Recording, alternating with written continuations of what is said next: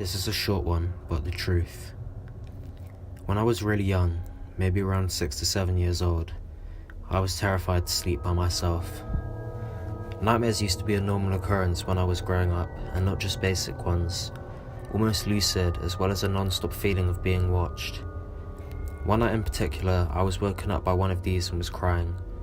I slowly walked down the stairs as I was roomed on the second floor and went into my mum's bedroom as I had done many times before, and lay beside her bed looking out her door at the open stairway door. I had looked away for a split second and looked back. When I looked again, there it was. I'm not sure exactly what the being was, but it looked so similar to a grey alien, except it was almost white. It was just standing there in the light of the hallway, watching me with immensely dark eyes, like it had been watching me all night. I can't remember anything else other than the entity just watching me from the stairs into the dark bedroom. I haven't had any other experiences like this, but on some nights I start getting that feeling of being watched, or like something is waiting for me to fall asleep.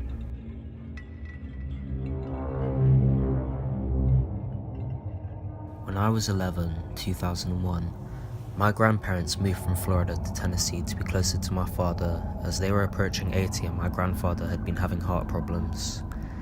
My partners have 5 acres and ended up placing a mobile home on their property for my grandparents to live in. I'm assuming they shared our mailing address, but they had their own phone number.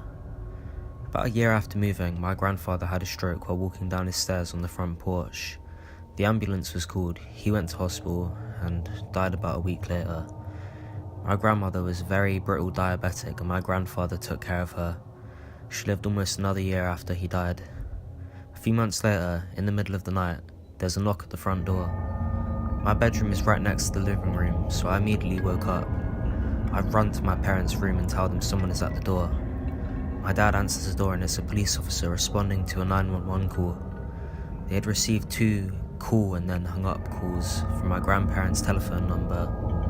The trailer wasn't even on our property anymore and the utility lines were all disconnected months and months before. Dad explained all this to the officer and he left.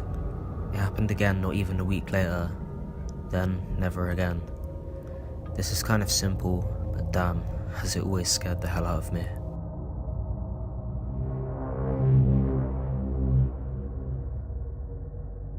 A couple weeks ago I was on my balcony smoking a cigarette around 1 AM when I saw a small cloud of stagnant fog pass through my neighbour's fence. It was bright enough for me to notice from the corner of my eye, but I barely caught a glimpse before it was out of my view. A few nights later I was once again smoking outside and saw a similar fog, and as soon as I turned my eyes, another figure passed through. It was just like the first one I had seen, a bright cloud that retained its shape while it passed through the fence and glided out of my view. I was a little freaked out because I've never seen anything like it, but I wasn't scared.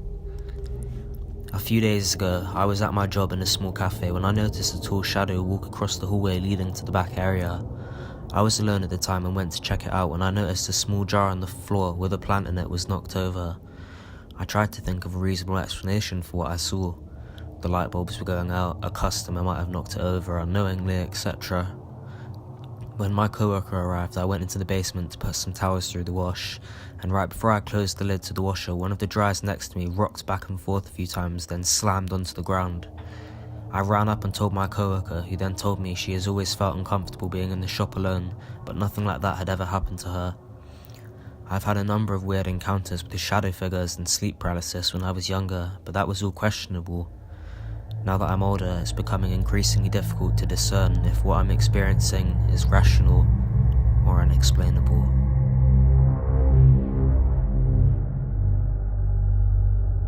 My father was recently diagnosed with a terminal illness.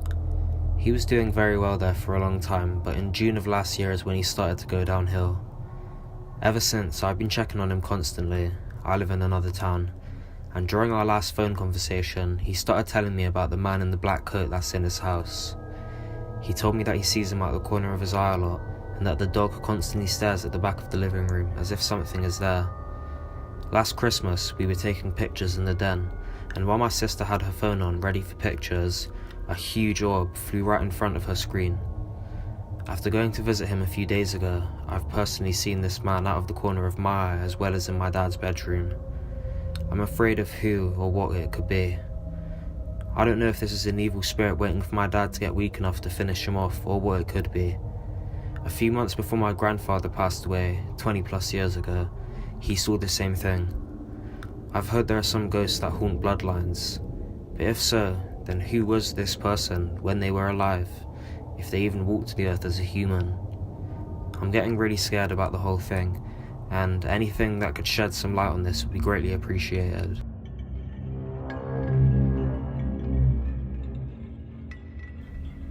This event goes back a few years to an apartment we lived in. It was a house split into 2 apartments. We lived on the bottom floor. I should note that it was normal for my husband to go upstairs and hang out with them for a while, leaving me alone. Plus, the part of the building it took place in wouldn't have had anyone walking around outside. While in the bathroom, I heard someone walk into the kitchen and start to whistle a tune. I could hear them opening cupboards and of course assumed my husband had come back.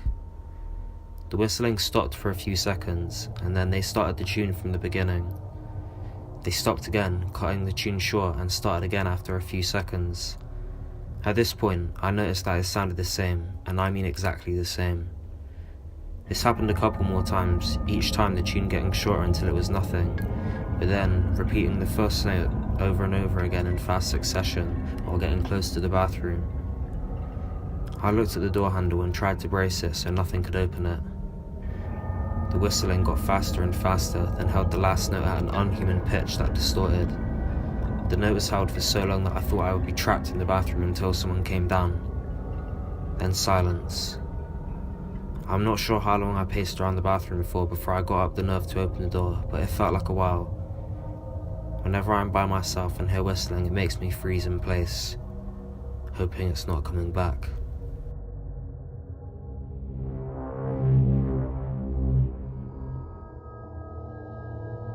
A few years ago, my friends and I decided to go on a summer trip to Bavino in Italy.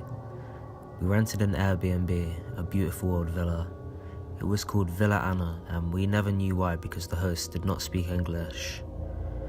During the evening, we were all having a drink in the living room and I felt something grab my hair strongly and quickly. I turned to my closest friend and asked her to stop, but I saw in her face expression that it was absolutely not her. If it was a game, she would not have reacted that way. It's getting late and we decided to go to sleep on the sleeping couch near the front door. My other friends were in a room. I have a lot of trouble to fall asleep and I do not feel comfortable at all. Suddenly, around 3 AM, we hear the doorbell ring. Just once, but very long and loud.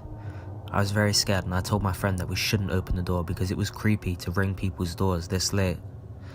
I hid behind the window to observe and there was no one. The automatic light did not switch on either.